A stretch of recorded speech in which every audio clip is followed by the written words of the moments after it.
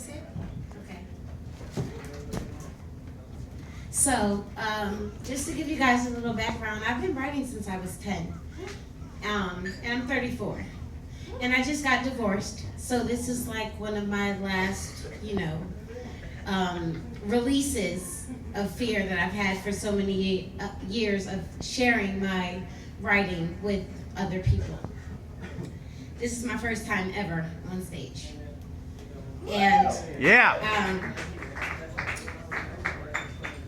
I haven't named it yet, but I think I'm gonna call it Mommy Dearest. I wear shades at night because my eyes are dangerous. You will be intrigued, but you will also be Mr. Nameless, Mr. Faceless, Mr. Fearless, Mr. Boss Man, Mr. Mommy Dearest. Your issues are crystal clear, easiest to see through. Your mommy didn't kiss you, your mommy didn't hug you. You grew up unloved, unattended. You went to school with no one to give you words with good intention. You came home, did work alone, if at all. She wasn't home. Phone went straight to voicemail when you tried to call. When she was home, you were still alone. She was locked in her room or looking on her phone. Had to find your own socks and drawers where all you needed was encased right there to open, but it didn't see you. You were lonely, hungry, silent, lacked confidence. You weren't nurtured, you weren't cared for, you weren't invested in. She probably didn't realize what she was or was not doing. She looks in your eyes and see all that your daddy ruined. She gave him her all, and now all that's left is you.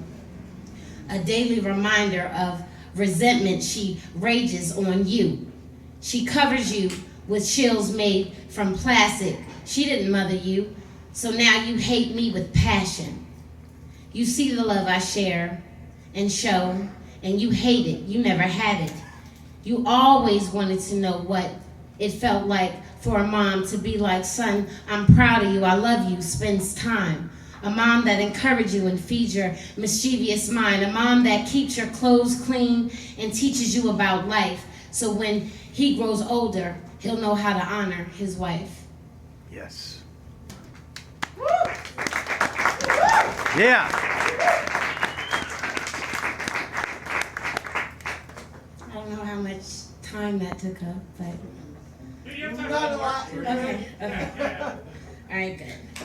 So this one actually was just inspired by, in the Black community, and this is a heavy topic within our community, there's light skin, dark skin, light skin, dark skin. You know, team light skin, team dark skin. Yep. And it sickens me to my stomach, because my father is as black as that speaker right there. And I love him to death. Half my cousin, I can go on and on. But either way, I was getting my hair done the other day, and the conversation came up because the young lady that was washing my hair was actually a very dark-skinned, beautiful sister. And, we had a little conversation, and the way I write, I'm inspired. I don't plan it, you know what I'm saying? God just puts it in me and it comes out. And after the little bit of conversation that her and I shared, I got in my car, and this is what came out. Woo! I talked to who assumed was my shadow today. She said she wished she could be me standing in the flesh, not standing in the way. It broke me. She wasn't my damn shadow. If anything, she was my covering. The sun's soul glow, she was the front runner, the rescuer, the sacrifice. She received the wounds that wouldn't soothe the swell with ice. She was the mammy, the nanny, the strongest, the tallest. She made to endure the torture of a filthy pig, teaching their children while not wanting to live. Suicide, homicide was easy to do. Before they took her body, she killing herself and then her babies too. She was kicked in the stomach so much she couldn't bear child. Locked in outside boxes so she would learn to be a good girl for a while. For that, we were taught to hate us. We beg to just die in mercy. May God grant us. Thunder stood in between our covenant. Cotton fields separated us before birth. We taught that she's better. She's taught that she's lesser. No value disconnected from all her worth. Never being told that we are the mother of this earth. I watched her in the hot heat from the porch as the field sucked her precious blood.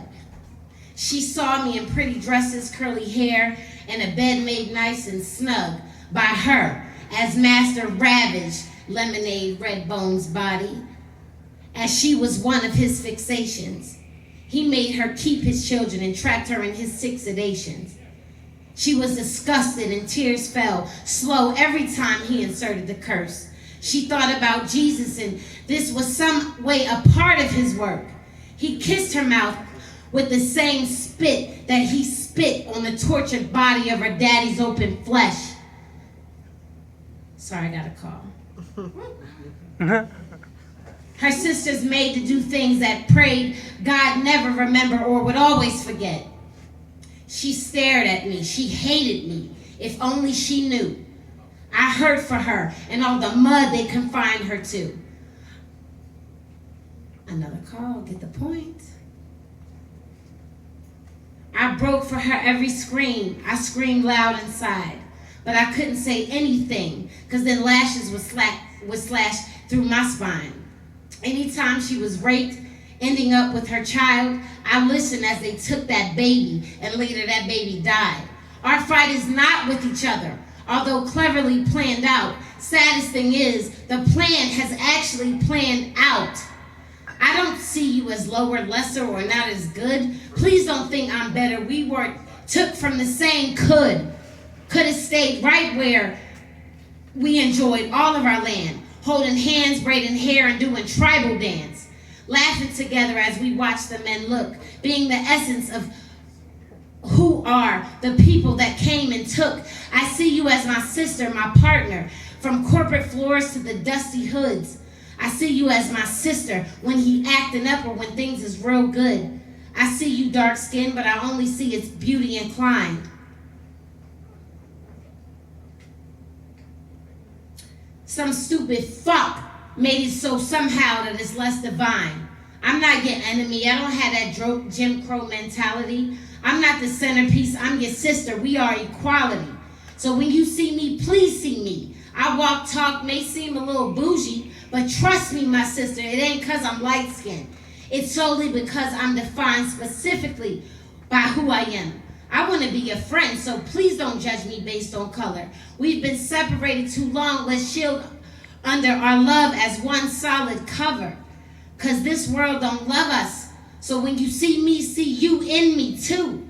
We are walking the same path, destined to recover from the horror we've been forced to go through.